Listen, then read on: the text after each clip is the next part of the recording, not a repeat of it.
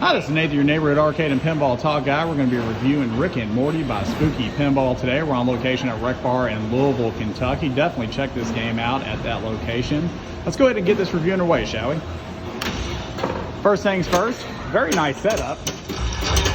Definitely unique in the way that it's using a pop bumper for the left sling there, as you can see. And it's also got a countdown, kind of like total nuclear annihilation.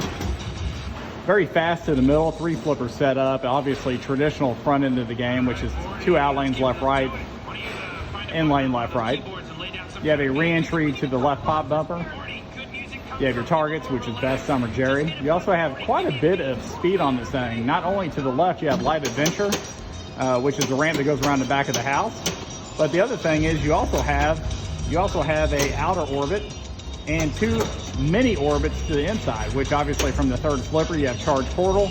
You also have your scoop to the middle, and then of course on the outside you have another orbit going around the back, which is pretty cool. Shots are very tight on this game. I will say you're going to have a lot of missed shots from the center of this game, just because of how tight it is, which makes it a little bit of a moderate to higher difficulty based on trying to get your shots to. And Spooky's kind of known for that. Actually, most of their games, their shots are very tight together, which adds to that difficulty level, which is not actually a bad thing. That's actually something that I look for. Flow of this game is actually not really bad, actually. I mean, with the mini orbits and the loopties is what I call them, you got a lot of speed that comes out of those things. Art is actually really good, believe it or not. I mean, you walk up to this game and you see it online and you see it on different videos, but actually the artwork of the translite, the artwork of the actual cab is actually really good. Call outs on this game are there as well. Rick and Morty is obviously known for its obscene language and its rude and crude jokes. I've never necessarily watched Rick and Morty, but actually since Spooky said they were going to do a pinball machine on it for me to better understand Rick and Morty, I have been videotaping it, and it's actually a really good show. It's actually pretty funny, and this machine makes you feel like you're actually in their world at this point. Artwork of the playfield is actually really good. Call outs are great, and as you saw, that ramp goes all the way around to your third flipper. Shots are, as I said, tight. The scoop to the middle it takes a little bit to get into it, but as you notice, you're getting some mode play starting up here. And as you can see from the middle of the table, you have your blue multipliers, you have your Morty Adventure card, so we've got 4 stamped right now on that, as well as your charge level. So of course you're trying to charge up and to fill your adventure card on this game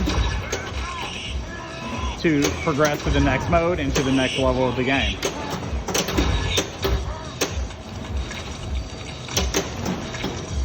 So there's Start Adventure.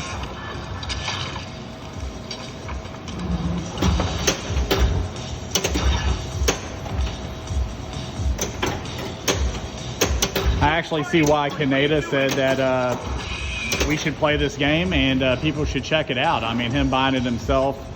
I will say I'm actually pretty pleased with the gameplay so far. It is kind of blocky a little bit. It's not as smooth and it's not a flowy game like you would expect, but it has the potential to flow if you got the right shots going.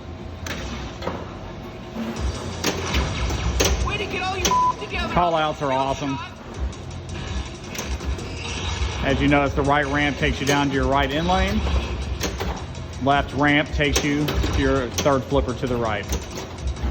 Very specific. And I do like the fact that you have a capture ball to the top where it's lit up green, right next to the scoop. So you hit that, the ball goes around to the next area, so you're trying to hit those and flip it from one side to the next.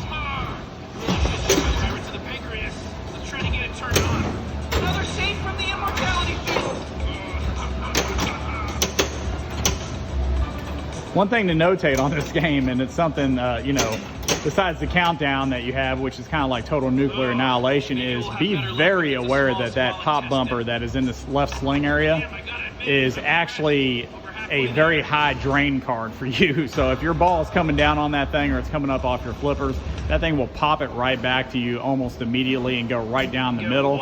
But anyway, this game is very, very fun. It's definitely worth a look. We scored a 9 out of 10. It is absolutely a play that you will not regret. So find it on location in Louisville. You can find it at Rec Bar. There's multiple other companies that are out there in arcades that carry this. So definitely check it out.